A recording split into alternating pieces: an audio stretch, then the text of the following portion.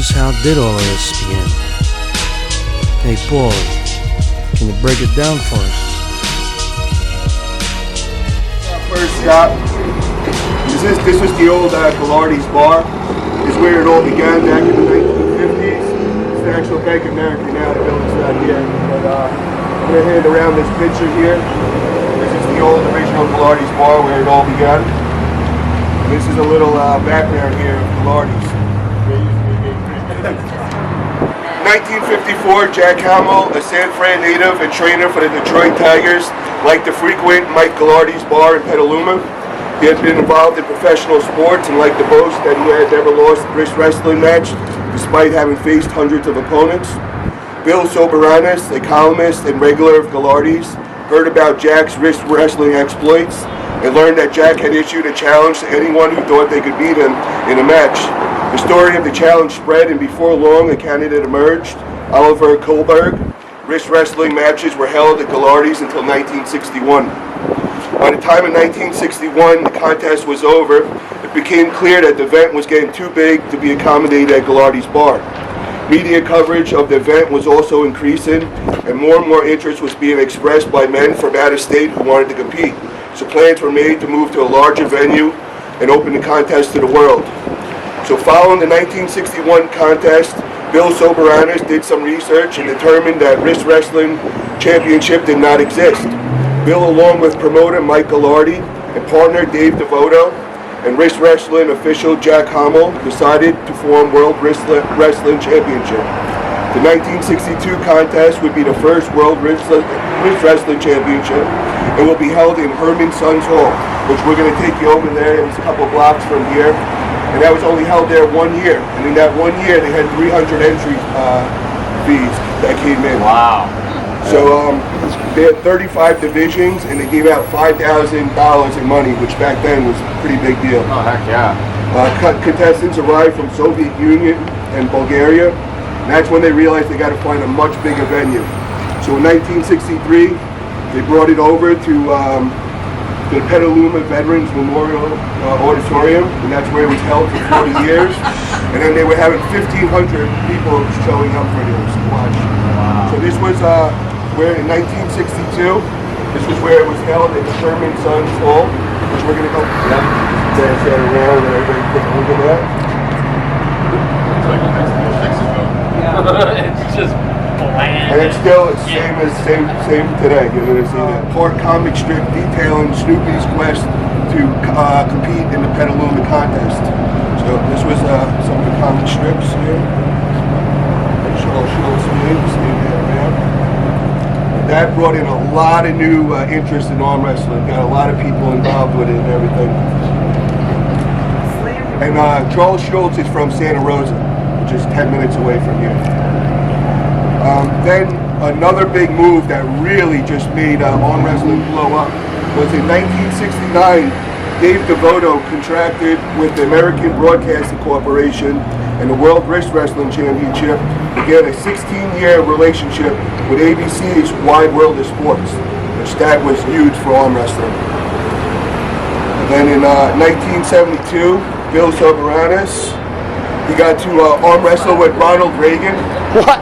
Which is that photo or that? Yeah, which we're going to hand this out. And during their little arm wrestling match, what did Reagan say?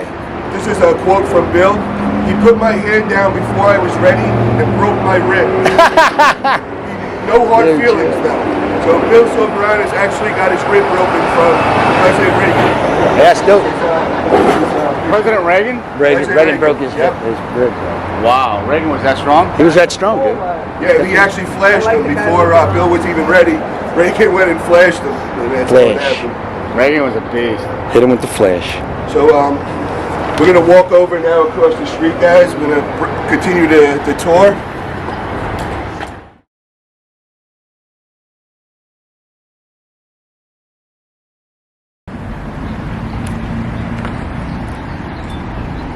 Now this is a picture of Bill Soberanis and Dave DeVoto behind the statue. Look how tiny the table is. Are we taking a group photo in there? Yeah, we're doing. Is that how that table actually looked, you think? Well, in the old days, they had a cup. Right. What year was the statue put up? 1988. So October So 7th. is this the day they put it up? Yes. That's what it is. So, Yes. how old were they when it takes place? Well, Dave now is 94, so 88. So we're talking like 32 years ago. So Yeah. he's probably like 50s. So October 7th, 1988 was declared Bill Soberanis Day in Petaluma, with a testimonial dinner attended by more than 400 people.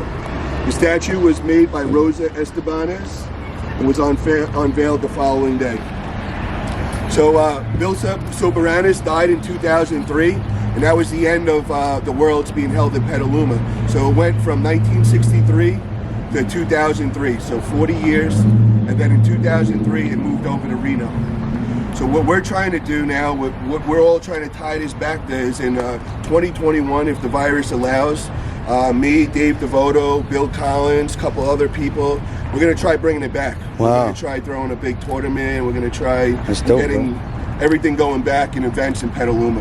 That's So that's great. the goal for 2021, and that's why I'm trying to show everybody the history and let everybody understand the great history Petaluma has with all Big this. picture, yeah?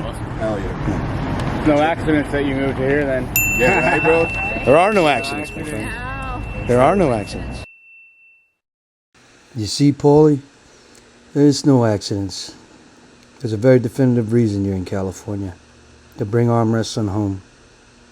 Man, these trees are beautiful. I love this place. It was at Gallardi's Bar from the 50s to 61.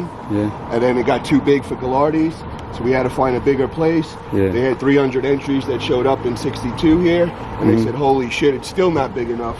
Let's go to the next size up. So after this, we're going to go over to Veterans Memorial Hall, and that's where they were able to hold 1,500 people. Right. And it went on there for 40 years. Nice. And it's gonna, there you go.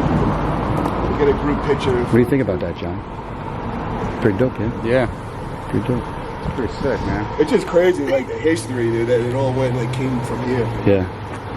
See all that, but just to think, 1,500 people they used to get coming in here every year, flying all over the world. Come see this place. Was it the same auditorium back then? Too? Yeah, exact same. Okay. Nothing has changed.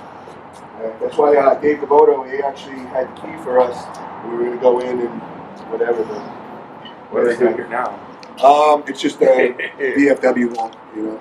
You know, Mick. They still do have events here. They still do bodybuilding events and all that. But we're actually, this is where we're looking to hold the big Do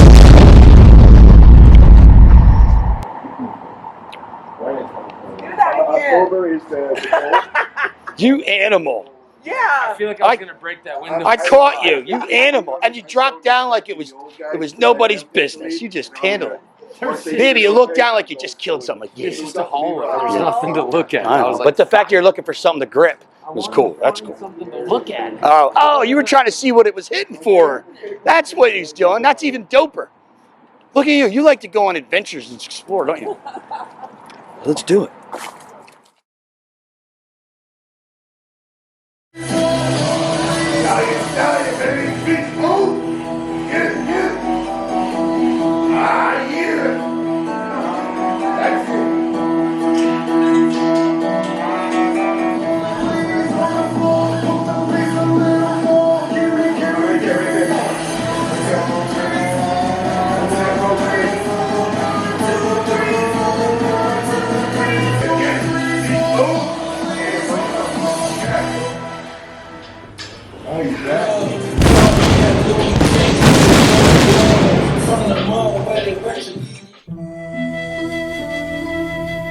Okay, if that's your hook, this is what I would call a high hook then.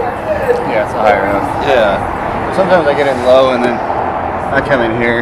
Yeah, but that's not how you were pulling me. You weren't pulling me wrist to wrist. You were pulling me this way. Like right in the palm of the hand. Yeah. It's okay. No, it's not stupid. I'm just there ain't no right or wrong.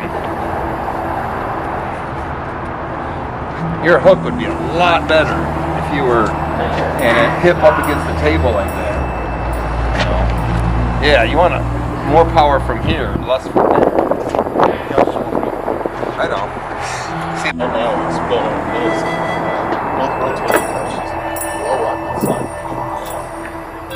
Yeah, because you're generating so much through your bicep. You Paul and Jim pull it, and it's not right or wrong, but you guys pull this way, and John's more of a this. You know. I would, because and we'll cover this. But when you're pulling this way, you're loading your bicep up. But if you can get it this way, now you get that bone in, right? So if I go this, if you're pulling your bicep trying to do that, and I'm going this way, it doesn't really. I get a lot of motion, and with your bicep fighting, I get a lot of where you go. But if you're turned in like that, I can't go. See that bone stop. Jerry the driver. How you doing, Bob? MVP of the weekend. Great, man. Are you having a good time? Having a blast. It's only Saturday. Oh, baby. I seen you looking fine when you run. I made my mind up, girl, it's meant to be. Someday, lady, you'll come to me. Where the rivers meet the sun and sea. I love you now, you're wild and free.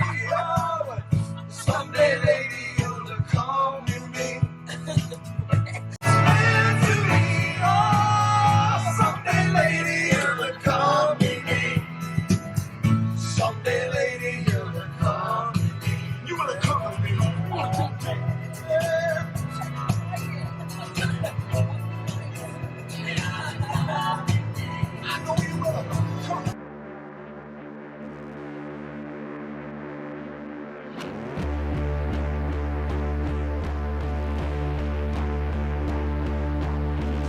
Now we know why Paulie's in the sport of arm wrestling.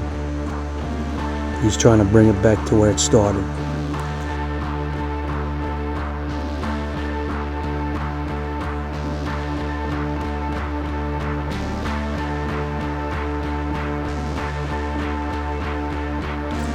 It's going to be a long road trying to grow this sport in the name of evolution.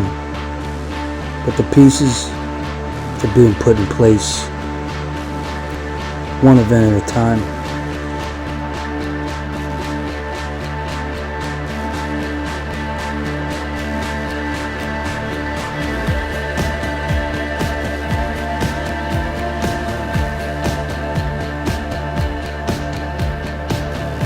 This may be a lot for some of you to digest at once, but stick around.